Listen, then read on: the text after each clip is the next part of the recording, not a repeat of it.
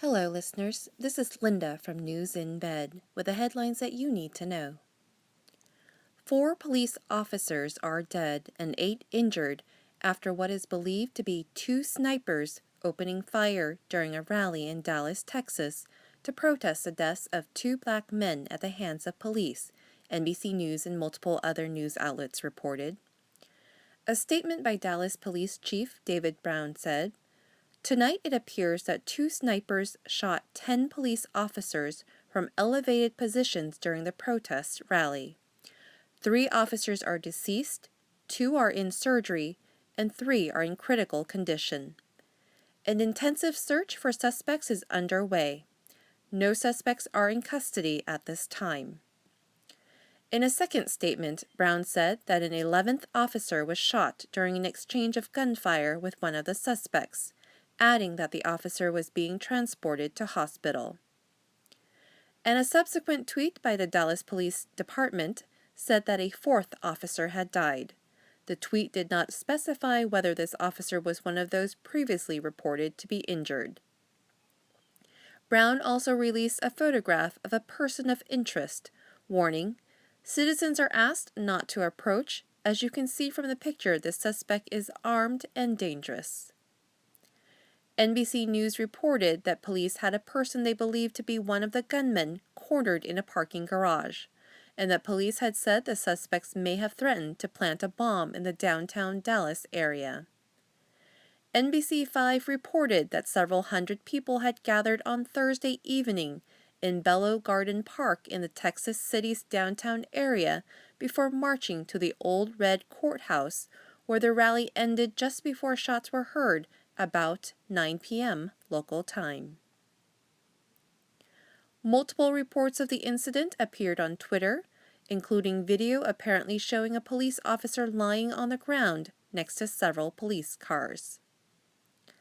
The reports came as protests were held in several cities over the shooting deaths of Alton Sterling in Louisiana on Tuesday and Philando Castile in Minnesota on Wednesday.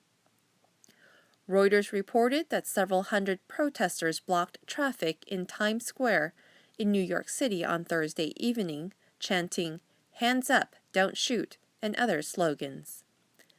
The Newswire said that there were also protests in St. Paul, Minnesota, and in Chicago and several smaller cities, adding that other rallies, including one in Atlanta, were planned for Friday. Weekend protests as far away as London were being discussed on Twitter, Reuters said. A Facebook live stream of the moments immediately after Castile was shot by a police officer in Minnesota was shared thousands of times on the site and other social media platforms.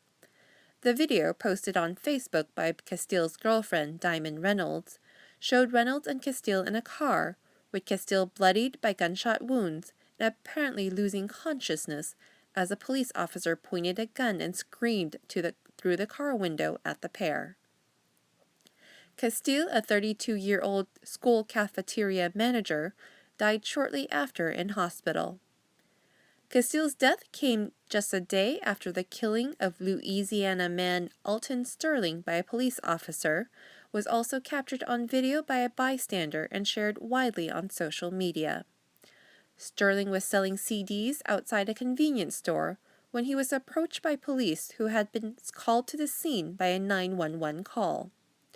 The video of the event appeared to show that the 37-year-old was shot while pinned to the ground by 2 officers. The U.S. Department of Justice has opened an investigation into the death of Sterling, while the Minnesota Bureau of Criminal Apprehension is investigating Castile's shooting.